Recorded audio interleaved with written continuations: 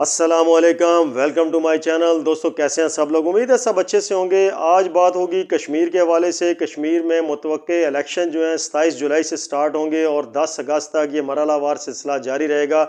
27 जुलाई से स्टार्ट होने वाले इन इलेक्शन में क्या होगा, इससे पहले एहतजाज और हलाकतें जो हुई हैं उसकी क्या वजह थी, इसके बारे में बात होगी। और जॉइंट एक्शन कमेटी जो कि सबसे ज़्यादा एहतजाज कर रही है उसके बारे में बात करेंगे। आपको पता है दोस्तों कि जॉइंट एक्शन कमेटी के जो सरबराह थे शौकत मीर, वो तो गिरफ़्तार हो चुके हैं। उनके लिए 1 करोड़ रुपया इनाम रखा गया था उनकी गिरफ़्तारी के लिए।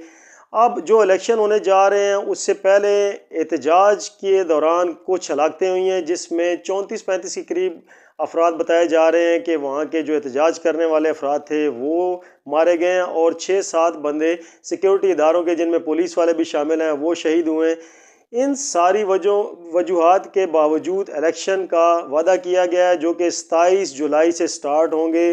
27 जुलाई को सबसे पहले मीरपुर के इलाके में इलेक्शन होगा, फिर मरहलावार 2 अगस्त को इलेक्शन होंगे मुजफ्फराबाद के इलाके में, फिर 10 अगस्त को पूंछ के इलाके में इलेक्शन होंगे। एक्चुअली ये कानून साज असम्बली के इलेक्शन है।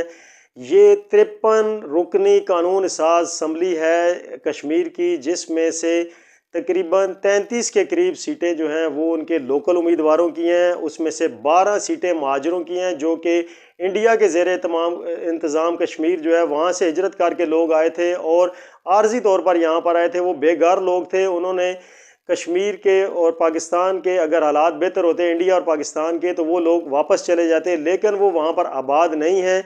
एक्चुअली जॉइंट एक्शन कमेटी खुद इलेक्शन में हिस्सा नहीं ले रही, लेकिन वो लोगों को कह रही है कि रैलियां और एहतजाज निकालो इन 12 सीटों के खिलाफ। ये 12 सीटें उन लोगों की हैं, उन महाजरों की हैं जो कश्मीर में आर्जी तौर पर आए थे, बेघर लोग थे, लेकिन वो फिर वहाँ पर आबाद नहीं हुए। वो ज़्यादातर पंजाब के इलाकों में महाजर बनकर आबाद हो गए। यहाँ पर इन्हें जायदादें मिल गई, ज़मीनें मिल गई, या आउट ऑफ कंट्री चले गए। तो लेकिन उनकी 12 सीटें मुख्तस कर दी गई हैं इन माजरों के लिए। वो उन 12 सीटों पर इलेक्शन लड़ेंगे। जॉइंट एक्शन कमेटी का ये मुतालबा है कि चूंकि ये लोग यहाँ पर नहीं रहते, इसलिए ये 12 सीटें इन लोकल लोगों के हवाले किए जाए जो कि कश्मीर के, पाकिस्तान के ज़ेर इंतज़ाम कश्मीर है उसके लोकल लोगों के हवाले ये सीटें की जाएँ ताकि वो लोग इन पर इलेक्शन लड़ सकें। तो ये जो 53 रुकनी कानून साज असम्बली है कश्मीर की, इसमें से आपको बताया कि 33 सीटें उनकी हैं, 12 सीटें महाजरों की हैं और 8 सीटें ख़वातीन और दूसरे अफराद की हैं। तो ये इनकी डिवीज़न की गई है। लेकिन 40 दिन गुजर चुके हैं, तकरीबन 1.5 महीना गुजरने वाला है, जिसमें इंटरनेट की बंदिश चल रही है ताकि ये एहतजाज और रैलियाँ मज़ीद वसअत ना पकड़ सकें तखरीबकारों की वजह से। फिर भी बिलावल भुट्टो और नून लीग के बाज़ अहदेदार जो हैं वो अपनी जो इलेक्शन की मुहिम है उसको चलाने में थोड़ा सा उन्हें दिक्कत का सामना करना पड़ा, क्योंकि डिजिटल मीडिया इंटरनेट पे चलता है और इंटरनेट की बंदिश की वजह से डिजिटल मीडिया पर इनकी रैलियों की पब्लिसिटी नहीं हो सकी। फिर भी उम्मीद की जाती है कि बरसरे इक़्तिदार जो पार्टी है नून लीग, उसके वोट ज़्यादा पड़ने के चांस हैं। और दूसरी बात यह है कि कुछ लोग वहाँ पर खौफज़दा हैं, डर रहे हैं जॉइंट अवामी एक्शन कमेटी के बंदों से कि वो उनके हरासानी करने से या उनसे खौफ की वजह से लोग इलेक्शन के बारे में बोलने या इवन इलेक्शन में हिस्सा लेने से भी डर रहे हैं।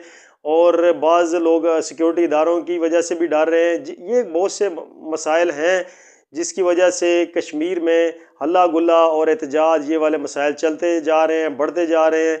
उम्मीद है दोस्तों ये वक्त के साथ साथ कम होंगे, क्योंकि सिक्योरिटी इदारों ने काफ़ी हद तक कश्मीर के हालात को कंट्रोल कर लिया है। जॉइंट अवामी एक्शन कमेटी को आखिर फंडिंग कौन कर रहा है?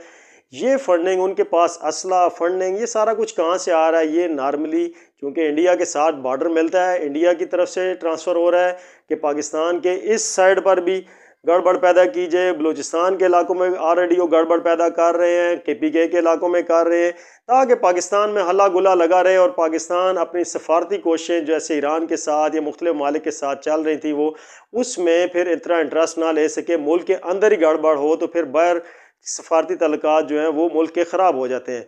तो ये इंडिया, इसराइल के इन मुल्कों की कोशिश है कि पाकिस्तान को अंदर से कमज़ोर किया जाए इन्हीं लोगों के ज़रिए से। ये कभी कश्मीरी उठ पड़ते हैं, कभी बलोची, कभी फितनातुल ख्वारिज वाले, कभी फितनातुल हिंदुस्तान वाले, मुख्तलिफ़ किस्म की ऐसे मसाइल पैदा हो जाते हैं जिससे पाकिस्तान के लिए मसाइल बन जाते हैं। उससे सफारती कोशिशों और जो सफारती सतह पर पाकिस्तान का नाम बुलंद हुआ है उसको काम करने के लिए या पाकिस्तान का नाम दुनिया में बदनाम करने के लिए सारे काम किए जाते हैं। मेरी कश्मीरी भाइयों से भी और रिक्वेस्ट है कि जो और पाकिस्तान में जो आबाद हैं, स्पेशली पंजाब के इलाकों में इन्हें ज़मीनें अलाट की गई, जो यहाँ पर आबाद हैं उनके इलेक्शन भी स्टार्ट हो जाएंगे 27 जुलाई से 2 जुलाई अगस्त, फिर 10 अगस्त तक मरहला वार होंगे। इनके रिज़ल्ट भी इसी तरह मरहला वार आएंगे और उम्मीद है कि अच्छा टर्न आउट होगा। पाकिस्तान में जो आबाद कश्मीरी हैं वो भी अच्छा रिस्पांस दें, अपने इलाके का भी ख्याल करें। और चूँकि जिन इलाकों में रह रहे हैं पाकिस्तान में, पंजाब के इलाकों में, यहाँ की हालात को भी देखते हुए इसके कहते हैं जिस जगह से खाओ, जिस जगह से कमाओ, उस जगह की इज़्ज़त करनी चाहिए, उस जगह के लोगों की इज़्ज़त करनी चाहिए, वहाँ पर अमन व सुकून कायम करना चाहिए। दोस्तों, हम सब पाकिस्तानियों को, कश्मीरियों को भी कोशिश करनी चाहिए अपने मुल्क को एक बना कर रखें, ताकि मुस्लिम दुनिया में पाकिस्तान का जो नाम बना हुआ है वो बदनाम ना हो और पाकिस्तान उभरती हुई ताकत बन जाए। बना हुआ है एटमी ताकत, इसको अल्लाह कायम और दायम रखे क़यामत तक, क्योंकि सारे मुसलमानों की रहनुमाई यही मुल्क कर रहा है। अगर पाकिस्तान है, पाकिस्तानी फ़ौज है तो सारी मौज है, अगर ये नहीं तो फिर कुछ भी नहीं। याद रखो, अगर अपने मुल्क की फ़ौज के पीछे पड़ जाओगे तो फिर गज़ा से भी बुरे हालात होंगे, फिर दुश्मन के कुत्ते आपको नोच खाएंगे। उम्मीद है दोस्तों आपको ये वीडियो पसंद आई होगी। मज़ीद अच्छी वीडियोस देखने के लिए चैनल पर रहें, इसको सब्सक्राइब कर दें, वीडियोस को लाइक शेयर लाजमी किया करें। नेक्स्ट वीडियो तक के लिए अल्लाह हाफ़िज़।